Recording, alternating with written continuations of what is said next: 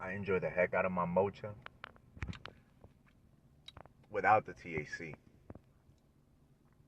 Only thing about it I miss about the THC is how wavy I be feeling in this matrix, yo. I miss it. 123 days, no THC, yo. 123 days. And I didn't stop THC because I had a problem with it. Because I don't have a problem with THC. I could stop it any moment in time. I could probably go a year, no problem. I'm not having a problem without it right now. My problem was smoking. And, you know what I'm saying? Porn. I ain't even have a problem with semen retention. I've been retaining for like 130 something days, 35 days. I never had a problem with retention since over the past few years. I actually have more of a problem with the booties. As soon as I see a, spicy looking chick on IG, I gotta go try to see if she got a Instagram. And then as soon as I see a nipple, I'm like, okay, I'm done. I'm like, what are you doing, bro? You keep striking out. So I've probably been retaining for longer than 135 days.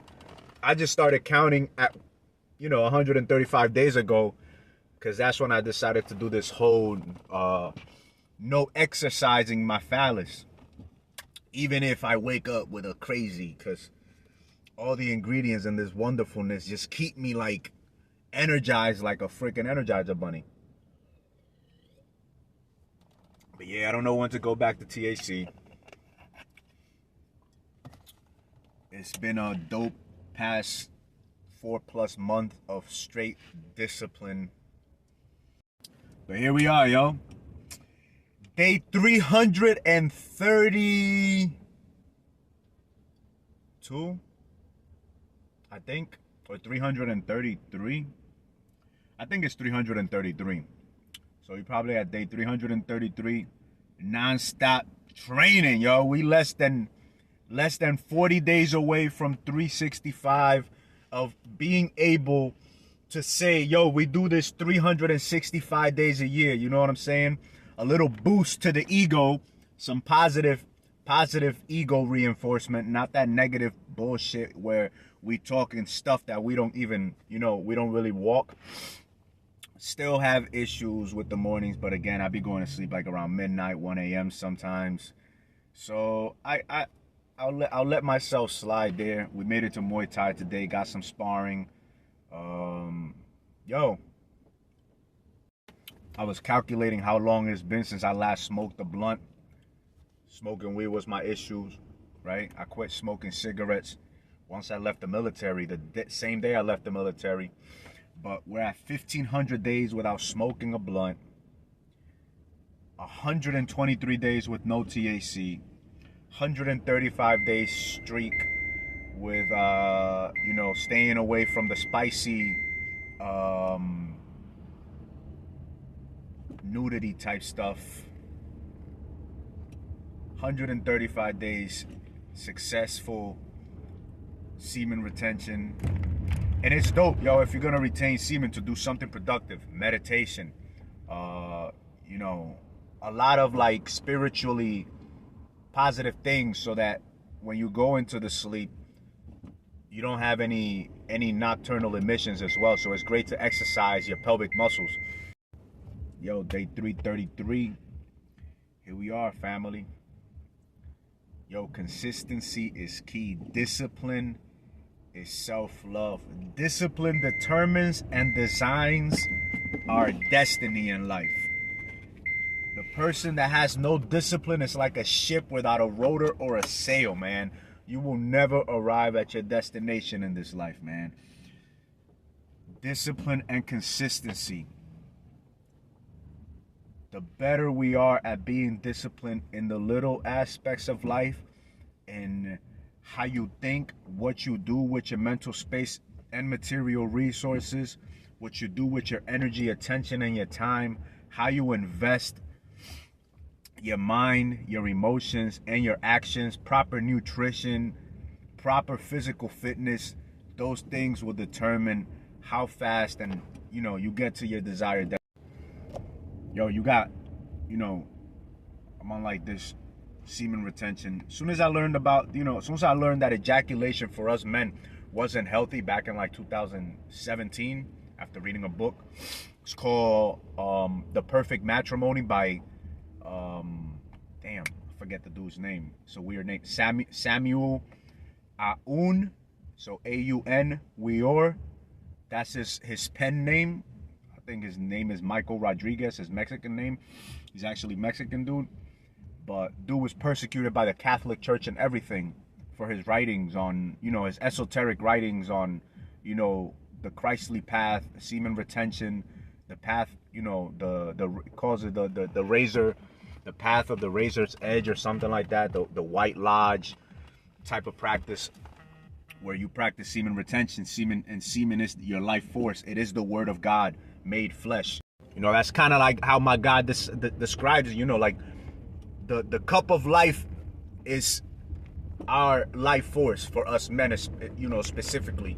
We are the ones that have been given responsibility of the cup of life. We were the ones given responsibility to decide and determine who gets to come into this life. But because of the fact that we have no discipline over our sexual desires, our sexual inclinations, we have no standards or order or structure for ourselves. So in turn, we attract undeserving females into our life. We don't attract wives. Most of us are having children with whores, Jezebels and harlots, Delilahs and Liliths that, you know, they really don't respect us. And because they don't respect or appreciate us, they also don't respect or appreciate the seeds that we sow into them. And we have a few select few that learn to appreciate after the fact. But yeah, after reading that book, man, The Perfect Matrimony, that's when I started to look at sex very differently. Sex and just semen, just ejaculating very differently. I started taking it very personal every time that I would ejaculate, and then I would succumb to my own fleshly desires. So here we are 8 years later, and you know, for the past 2, 3, 4 years, probably, yeah, for about the past 4 years, I've been successfully practicing this practice, despite for the few slips-ups with the, you know, with the spicy content. But yo, I've seen people on YouTube, you know, advertisements of churchly individuals promoting classes and courses on how to avoid watching, you know, pornography, right? And yo, all it takes is some self-discipline, man. You know, it's easy to say, it just takes self-discipline, but it takes also knowledge, understanding, in order for you to be able to apply the wisdom in a productive and proactive fashion, right? It's not just about retaining, because you can retain it, but eventually you won't be able to hold that in, all that energy. And if you're not properly transmuting that energy, if you're not properly exercising those muscles that allow you to, you know, properly retain it during your abstinence and during the sexual act also, because semen retention does not mean sexual abstinence in no way, shape, or form. You should be able, as a man, a fully self-mastered man, a masterpiece that has mastered his inner peace, the inner chaos within him, you should be able to have sex on a regular basis without ejaculation. That's just what you should be able to do as a man. You know, over these past 4 years specifically, I've known about it for 8 years, but I've been actively practicing it for about 4 to 5 years. Dang near almost every interaction that I've had with a woman since then, every blessing that I've had from, you know, consciousness, from this reality, to be fortunate to practice it with a woman, I've retained most of the time. I've also purposely, you know, intentionally released. But, you know, most recently I was, you know, with a young lady for dang near 5 months, and in that 5-month period I only ejaculated once. So it is possible, and you can enjoy much more pleasurable and long-lasting interaction with your woman and appreciate her much more. If you really want to like fully appreciate a woman, bro, semen retention is probably one of the best things that you can do. She might feel some type of way because you're not giving your power away to her, but just the fact that you're going to be able to enjoy her for so much longer because you're no longer in your mind anticipating and looking forward to the ejaculation, to the release of that tension. You're going to appreciate her more, and you're less likely to also grow tired of her. But at the same time, your sexual discernment and your standards for women will astronomically go up because you're no longer going to accept any low vibrational, LVE, loose vagina energy type female that's coming to you talking, recklessly. That's one thing I'll tell you about semen retention. It'll drastically reduce your capacity for BS. You're less likely to accept any level of disrespect and BS, not just from women, but from other people in general. It will drastically reduce your interaction with BS in this life because you're not indulging in wasting your energy.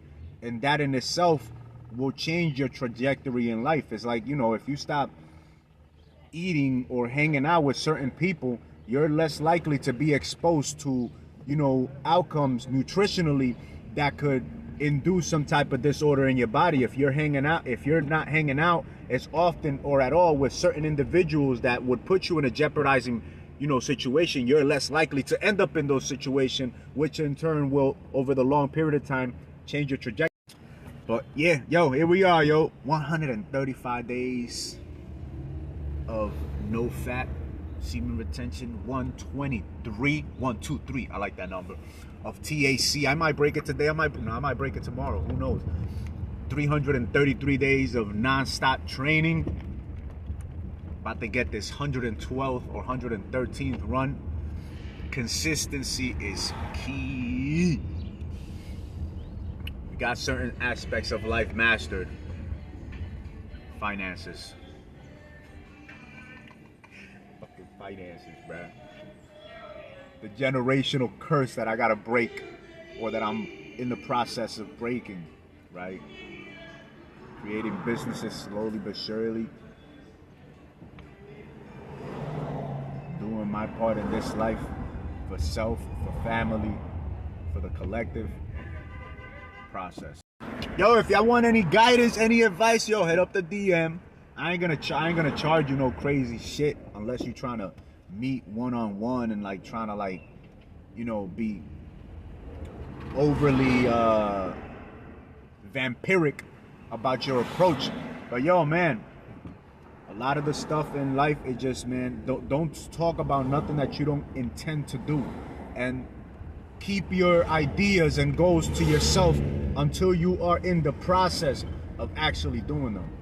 I didn't start sharing videos about the whole 365 until I was 15-20 days into the practice, because initially it wasn't let me do 365. Initially it was I'd be getting headaches every day, and that'd be stopping me from training. I'd be getting injuries, stopping me from training. You know what? Let me see how long I can go despite what happens training.